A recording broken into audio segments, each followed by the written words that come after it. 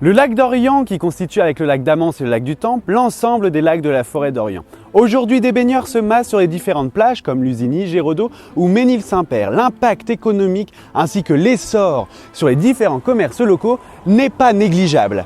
Pourtant, et vous allez le voir, dans un premier temps, il n'était pas destiné au plaisir de la population auboise. Bienvenue au lac d'Orient.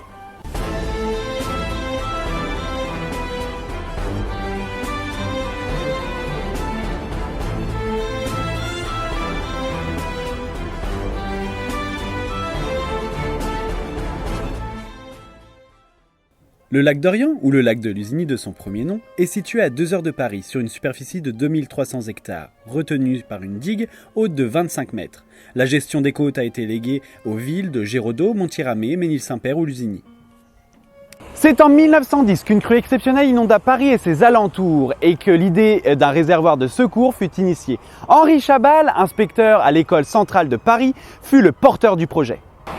Son travail fit suite à celui d'un inspecteur général des ponts et chaussées de Paris, Charles-Antoine Poiré, qui est l'inventeur des barrages mobiles à aiguilles, ainsi que Eugène Belgrand, qui écrivait un ouvrage intitulé Atlas de la Seine, qui émit l'hypothèse que la Champagne-Ardenne serait une très bonne éponge pour Paris.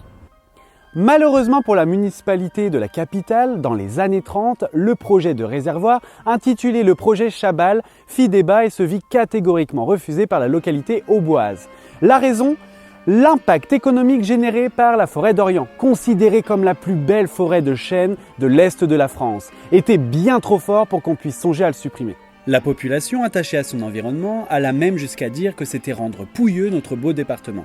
De nombreuses célébrités auboises critiquaient ces choix. Monsieur Gustave Huot, le président de la Société académique de l'Aube, affirma ainsi, je cite, « Nous avons à défendre les intérêts du département et non ceux de Paris ».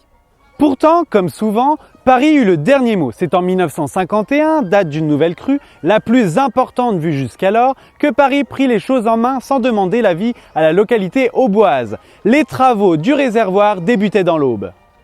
Les travaux furent titanesques et durèrent de 1951 jusqu'à 1966, date de l'inauguration présidée par le ministre de l'Équipement, Edgar Pisani. Descendre de Paris pour couper un ruban était-il suffisant au regard des sacrifices imposés ? La population auboise ainsi que le syndicat des protections de bassins Hauts-de-Seine et de l'Aube, créé en 1956, sembleraient affirmer que non. La semaine prochaine, nous resterons dans la localité des Lacs pour vous présenter un petit peu plus les sacrifices mais aussi les gains engendrés grâce à la construction de ce lac de la forêt d'Orient. À très bientôt!